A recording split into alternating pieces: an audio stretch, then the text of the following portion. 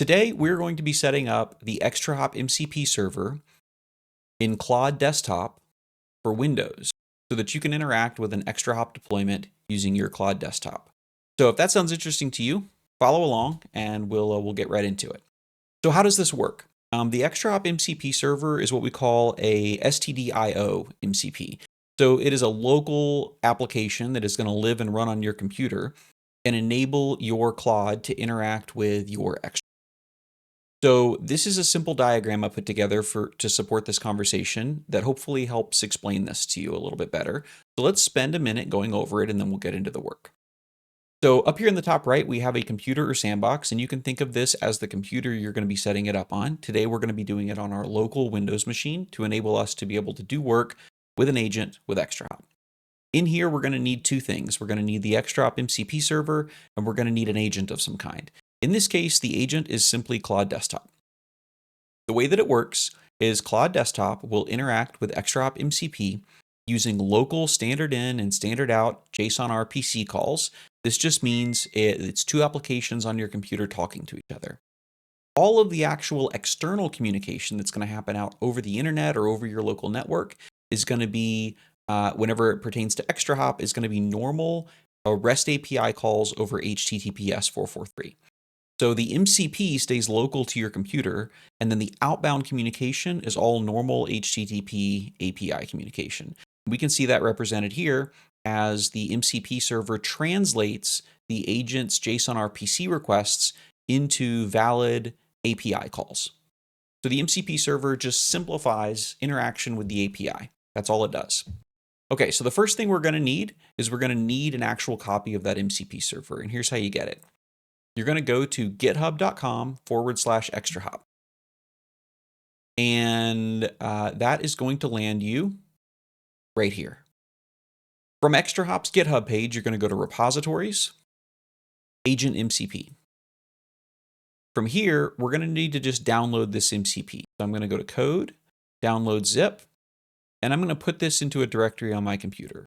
On my computer, I've created a new directory on my C drive called exmcp, and I'm going to save it right there. Once it's done downloading, I can go open that folder. We will go ahead and view this as a list. And then I'm going to change that to details. That's how I prefer it. Okay, so I've got that downloaded zip right here. I'm going to, on Mac, double click it to extract. On Windows, I'm going to right click, extract all. And I'm going to confirm that so that I just get it right here. Now that it's extracted, I no longer need the archive, so I'm just going to delete that. I'm going to drill into this extracted archive and find the dist folder, the distributions folder. Go in there, and we now have a collection of files. We have Darwin AMD 64 and Darwin ARM 64 for Mac systems. AMD is going to be older Mac systems with Intel processors. Most likely, if you're on a Mac, you're going to be using ARM 64, which is going to be really anything that's a Mac M1 or newer. We've then, of course, similarly got two options for Linux systems for similarly AMD, so older Intel style AMD chips, x64 chips, and then also ARM architecture chips for Linux. But today we're on a Windows system, so I'm just going to need this Windows binary, this exe file. So to keep everything clean, what I'm going to choose to do is I'm going to copy this executable to my clipboard, which I've done with Control-C. And I'm going to now drill back up to the folder here, this exmcp folder that I created on my C drive. And I am going to then paste that executable right here. I'm now going to delete the folder because I don't need the Linux or Mac versions anymore. And now I'm left with just my Windows executable. Okay, now we're ready to get started in Claude. So I'm going to go ahead and bring up Claude, and I need to configure a new custom MCP server for my Claude. There's a number of ways to do this, and I'm just going to walk you through what I think is one of the simplest workflows. I'm going to go up here, and I'm going to go to my name, Settings. Once I'm in Claude Settings, I'm going to go to Developer, Edit Config. Clicking Edit Config will take me to the directory on the computer, the Claude directory under App Data on a Windows machine. On a Mac, this is going to be in your home directory under the hidden folder .claude. which you can expose through using Shift Command period in your Finder. Expose that directory and drill into it, and you'll find this Claude Desktop config. But in either case, it just takes you there. A little bit of a camera snafu there. Looks like we're back, we're live again. We'll just leave that in, who cares? Okay, so Claude Desktop config, you're gonna now open this with a text editor of some kind. I have VS Code installed on my Windows system. That's gonna give me syntax highlighting, make this a little bit easier, so I'm gonna use it.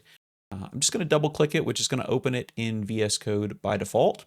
That opened off screen, but I'm just gonna drag that into screen so that you can see what I'm doing here. Now, in your case, if you've never set up a custom MCP server, you probably won't have this MCP server's key already here. I have it because I've had other MCP servers installed in the past. So to make this look as similar to what you probably have, I'm going to delete this key. And now something similar to what you see here is likely what you're looking at. We are going to need to create that MCP server section. And so to do that, I'm just going to start at the top, go to the right of the curly brace and press enter. I'm going to go back to my GitHub and where I downloaded the MCP, and we have the README. I'm going to scroll down until I find the Claude Code, Claude Desktop section. And here's an example of what that configuration looks like. I likely do not need this or this curly brace because those are these, which are already there. So I just need to copy all of this.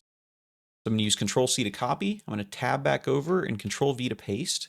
Once I've pasted it in, I just simply need to add a comma. That's going to make the JSON valid again by separating this MCP server statement from the following statements. Okay, so now that that's done, this is essentially my ExtraHop MCP server key here. If you already had MCP servers, you would just be adding another one, which would be this. Okay, so type, we're going to leave that alone. Command is going to be the path to the MCP server. Args is going to be the location of the ExtraHop server we're going to be communicating with. And then the environment variables will contain the credentials. So under the command path, we need to set up our path to our MCP file. So I'm going to tab back over, not there, here, to where I saved my binary. On Mac, I would click this and do Option Command C, which would copy the file path. There may be a similar shortcut on Windows. I don't know it, so I'm just going to right click it, copy as path. If copy as path is hidden, you might need to do show more options, which will then definitely show you copy as path. Now that I've got that on my clipboard, I can go back over to my command config here, and I want to grab and delete all of this, including the quotes, because when you copy as path, the quotes are actually part of that. On Mac, I don't think they are, so I think you would put it inside the quote. Either way, easy fix if we get it wrong. So I'm going to highlight all of that and do Command V or Control V to paste it in. Now on Windows, in these JSON config files, you have to escape your backslashes, which means you need 2 backslashes. That doesn't happen whenever we copy as path. So all I got to do is hop in here, go through here, and drop in a fresh, shiny new backslash everywhere that one exists. Only 2. So here's my path: C drive, exmcp folder, and the long name of this executable. Done. I just now need the name of my ExtraHop lab or environment and my credentials. I am going to perform that action quickly using the magic of video editing off screen and then save the file. So you're just going to be dropping in your location of your server. So, if you're a RevealX 360 customer, this would just be your tenant name and then your API credentials. For completeness, if you are an enterprise customer or you're setting up an enterprise system, instead of doing the client ID and client secret, you're just going to be doing simply ExtraHop API key and putting your API key here. That's the only difference between 360 and enterprise. That is explained in the README. So if we go back to the README and scroll up a bit, there is a RX 360 versus enterprise section, and it explains clearly how that works. Voila, we're done. So all I have done is dropped in my credentials and hit save. And then I have closed that editor. So now that that's done, if I go back to Claude and I go in here and I go under settings and I look at my developer settings, I still don't have any MCP servers. So that's because we have to fully close and relaunch Claude in order for those to get loaded in. That JSON config only loads on launch. Now on Mac, really easy. Just close Claude from your taskbar at the bottom. You can just context click it, close the program, launch it, good to go. Windows, I found this to be a little trickier. I can, close my Claude here. I could even do something as extreme as pressing Alt F4, which I'm going to do, which closes it, but it doesn't close it good enough. I actually need to go to my task manager and search for Claude. And you'll find that in my case, I still have a bunch of background processing for Claude Code, I'm sure, and other components. This makes it to where if I were to launch Claude like this, it opens like instantly. And that's how I know that I didn't really close it good enough. So I'm going to close it. I'm going to right click these background processes and end task to fully slaughter that process. Now that it's clean, I'm going to call Claude. Now you'll notice slightly off screen here, but I think you can still see it. It's a cold start. And it took, more like, 4 or 5, 6 seconds to start. And that's on this machine. And your computer you're setting up this on is probably not faster than this one. So that's kind of like best case. So it's not going to be a lot faster than 3 or 4 seconds, most likely. So once that's done, you got a good cold start. And your first clue should be if you come down here and push plus, connectors, we now have exmcp toggled on as a connector, and we are good to go. I can also, for completeness, go to my name, settings, developer, and I have this whole exmcp set up right here. Okay, now that that's done, let's test it. I can say check ExtraHop. I'm just going to give it a little hint for the last 5 detections as a test. And so we'll let that do its thing. I set it up on Opus 5 low, so it would work a little quicker. We don't need a lot of high reasoning here. The connection works. And look at that. We've got detections coming in from Extra. So that's all there is to it. It's very easy to get this going. Most of the footguns exist in that JSON config file. For me, the one that I stubbed my toe on was on Windows, was not realizing I had to force close like the entire thing in order to get this working. So hopefully that was helpful for you guys. If there's any questions, reach out. Always happy to talk about it. Going deeper into how this works, connectivity. If you have concerns about, like, for example, the credentials being stored right in the Claude config, or you need solutions for some of this, always happy to help talk those out and come up with solutions. There's a lot of other ways to connect your computer to your ExtraHop and enable agents.